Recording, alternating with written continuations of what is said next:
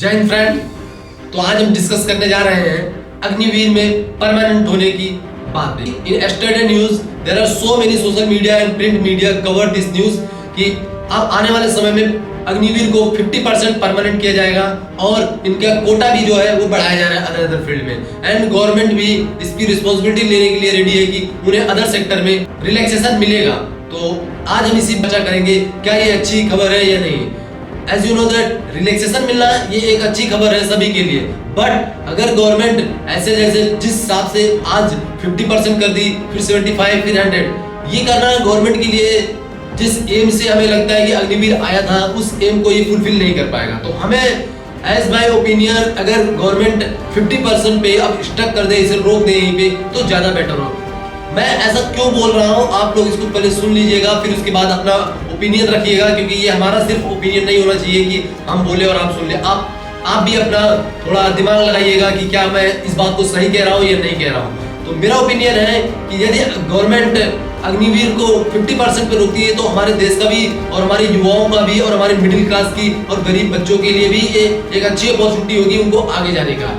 जैसे कि आप लोगों को पता है कि मिडिल क्लास ही ज्यादातर arm force defence sector join करती। अभी कुछ समय पहले रवि किशन की जो बेटी है उन्होंने ज्वाइन किया अग्निवीर को। बस ऐसे गिने चुने एक दो एग्जांपल आपको मिलेंगे। 99.99% जो है वो सभी middle class, lower middle class, upper middle class की ही फैमिली के बच्चे ज्वाइन करते हैं। तो मैं आज उसी इस मुद्दे पे बात करने आया हूँ। तो जैसे आप लोगों को पता है, हमारा ओपिनियन है यदि गवर्नमेंट 50% रखती है तो उन्हें परमानेंट कर दे। जैसे कोई बंदा ऐसा है जिसकी सिस्टर है, माता पिता बुढ़े हो चुके हैं, उसी बंदे को अपनी फैमिली आगे चलाना है, तो उसके लिए जरूरी है कि उसको परमानेंट हो जाए, क्योंकि उसके पास कोई बैकअप ऑप्शन नहीं है और अपने सिस्टर या फिर अपने माता पिता उनके ज्यादा एज के हो चुके हैं, तो उनके लिए परमानेंट होना बहुत जरूरी है।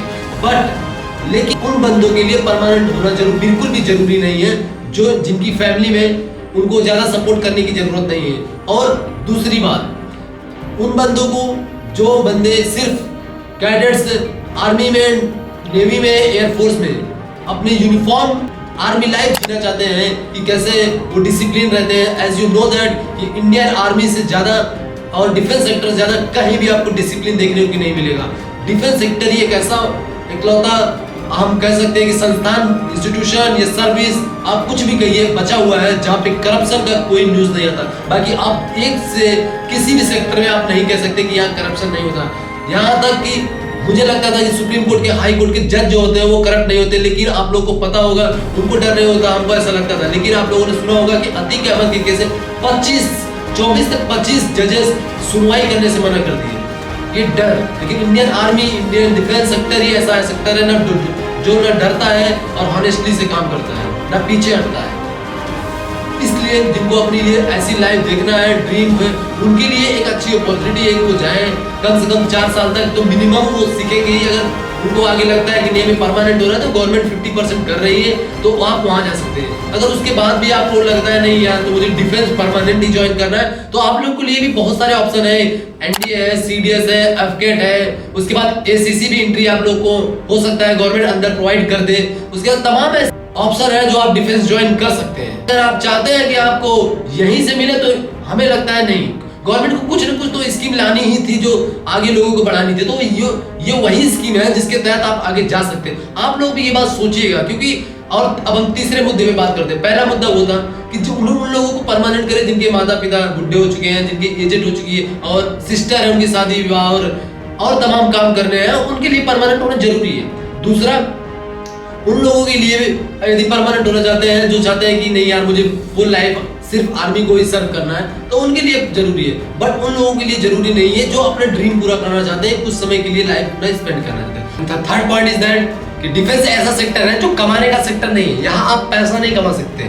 ये एक ऐसा सेक्टर है जहाँ देश भावना, देशभक्ति और आप अपने आप को एक बेहतर इंसान बनाने के लिए यहाँ आ सकते हैं। और इसकी ट्रेनिंग ही इतनी टफ होती है कि किसी भी नॉर्मल इंसान को भी एक एक्सीलेंट इंसान और एक ब्रेव और आपकी पर्सनालिटी में और आपके एटीट्यूड में चेंजेस ला सकती है। तो यदि आप ये सब चीजें चाहते हैं कि इन सब चीजों के लिए आप बहुत ही ज्यादा मोटिवेटेड हैं, then you come in defence forces. Otherwise if you want to earn money यदि आप पैसा ही कमाना चाहते हैं तो बहुत सारे आपके पास अलग सोर्स हैं, आप अलग तरीके हैं जहां आप जाके आप पैसा कमा सकते हैं। और मेरा भी ये मानना है कि पैसा कमाना बिल्कुल भी कोई गलत बात नहीं है। बट यदि आप सोचते हैं कि डिफेंस में आके आप अपनी लाइफ सेट, आप ये आपको सिक्योरिटी देगी और आप चाहते हैं कि अपनी लाइफ फैमिली को सेट करें, तो ये एक ऐसा जरिया नहीं, क्योंकि आपको अपनी लाइफ भी यहाँ पे एक ऐसा टाइम आ सकता है जो आपको अपनी लाइफ को देश के प्रति आपको समर्पित करना पड़ सकता है। तो वेलकम है सभी लोगों के लिए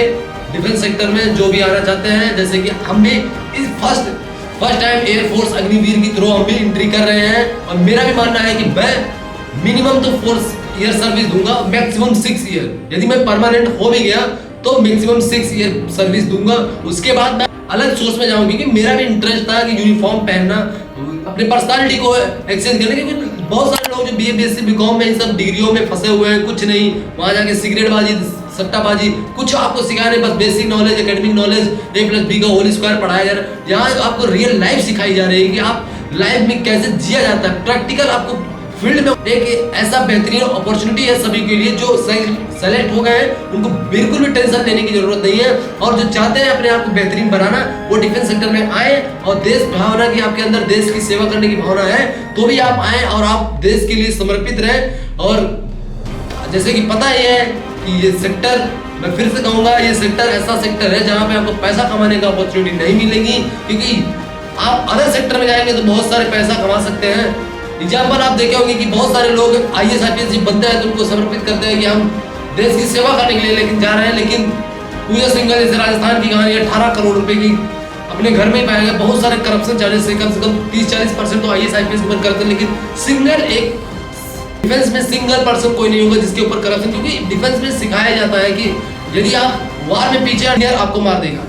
ये डिफेंस सिखाती है।